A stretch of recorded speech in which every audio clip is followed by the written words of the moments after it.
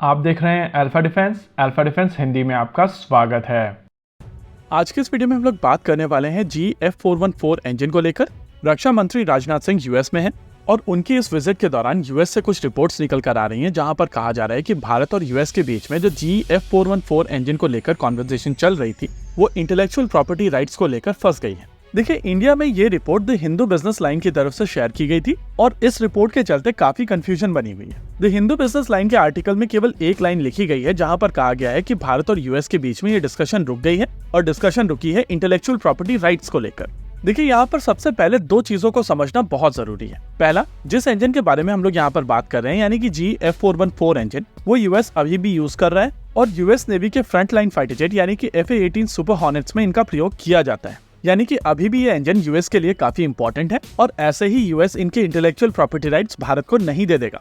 दूसरी चीज, जब ये नेगोशिएशन शुरू हुई थी तो शुरुआत से ही भारत और यूएस के बीच में केवल मैन्युफैक्चरिंग को लेकर बातचीत हो रही थी और जो टेक्नोलॉजी ट्रांसफर होने वाली है वो केवल मैन्युफैक्चरिंग की है। लेकिन मैन्युफैक्चरिंग के दौरान भी जो इंटेलेक्चुअल प्रॉपर्टी राइट्स होते हैं इंडिविजुअल कंपोनेंट्स के, वो भी एक इंपॉर्टेंट एस्पेक्ट है। भारत में जब ये इंजन बनाए जाएंगे तो भारत की तरफ से कोशिश की जाएगी कि इसमें कुछ इंडिजिनस कंपोनेंट को ऐड किया जाए, लेकिन जीई के जो टायर 2 सप्लायर्स हैं उन लोगों की तरफ से कोशिश की जाएगी कि उनके कंपोनेंट्स को कोई और ना बनाए और वो लोग चाहेंगे कि भारत इन कंपोनेंट्स को सीधे सीधे इंपोर्ट करे और फिर भारत में इन इंजन को असेंबल करे। फिलहाल के लिए भारत और यूएस के बीच में GF414 इंजन को लेकर कॉन्वर्सेशन यहीं पर अटकी हुई है और जब तक ये सॉल्व नहीं होगा तब तक ये कॉन्वर्सेशन आगे नहीं बढ़ पाएगी। आमतौर पर जब भी किसी वेपन सिस्टम को लेकर लोकल मैन्युफैक्चरिंग की बातचीत होती है तो इस तरीके के रोड ब्लॉक्स आते हैं और ये एक यूजुअल प्रोसेस है। लेकिन जिस तरीके की सिचुएशन इस समय इंजन को लेकर बनी हुई है, हर एक चीज भारत को इम्पैक्ट करती है और क्योंकि बहुत कुछ स्टेक के ऊपर है, इस वजह से इन सभी चीजों को सही तरीके से नेविगेट करने की आवश्यकता है। देखिए, यूएस को लेकर हम में से ज्यादातर लोगों का नी जर्क रिएक्शन यही है कि यूएस एक रिलायबल पार्टनर नहीं है और इस बात को मैं 100% एंडोर्स करता हूं। देखिए, कोई भी देश जेट इंजन की टेक्नोलॉजी आपको प्लेटर के ऊपर सर्व करके नहीं देगा और वो केस यूएस के साथ में भी एप्लीकेबल है। लेकिन जिस इंजन के बारे में हम लोग यहाँ पर बात कर रहे हैं वो अभी भी यूएस पे यूज किया जा रहा है और यूएस के फ्रंटलाइन जेट्स में इसकी एप्लीकेशन, यानी कि ये इंजन इस समय यूएस के लिए उतना ही इम्पोर्टेंट है और इस इंजन के ऊपर सब्स्टिट्यूशन एक्सरसाइज भारत के लिए आसान नहीं होगी।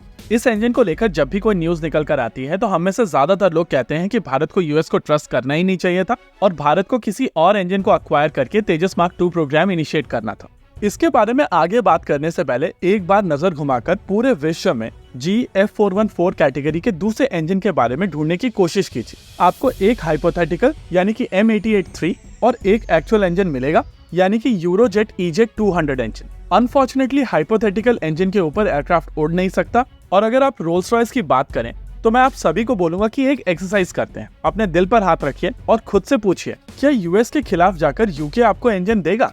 देखिए, भारत ये सारे गेम्स पहले खेल चुका है और भारत को यह पता है कि इनिशियली इंजन मेकर्स की तरफ से कहा जाता है कि आपको इंजन दिए जाएंगे और फिर over the period of time इनकी कॉस्ट बढ़ती है, टेक्नोलॉजी ट्रांसफर के प्रॉमिस पर लोग पीछे जाते हैं और ये सारे खेल चलते रहते हैं।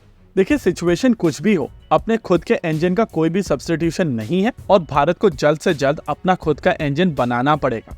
अभी जो एफर्ट्स चल रहे हैं वो अच्छे एफर्ट्स हैं, लेकिन भारत सरकार को इसको नेशनल प्रोजेक्ट डिक्लेयर करना पड़ेगा और कोशिश करनी पड़ेगी कि 2 या 3 अलग अलग प्रोजेक्ट एक साथ शुरू किए जाएं।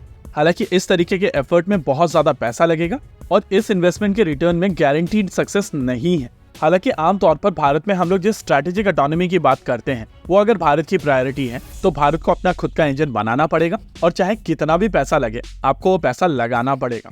इसी के साथ आज के इस वीडियो में रखते हैं केवल इतना ही। वीडियो को अंत तक देखने के लिए धन्यवाद। देखते रहिए अल्फा डिफेंस। जय हिंद।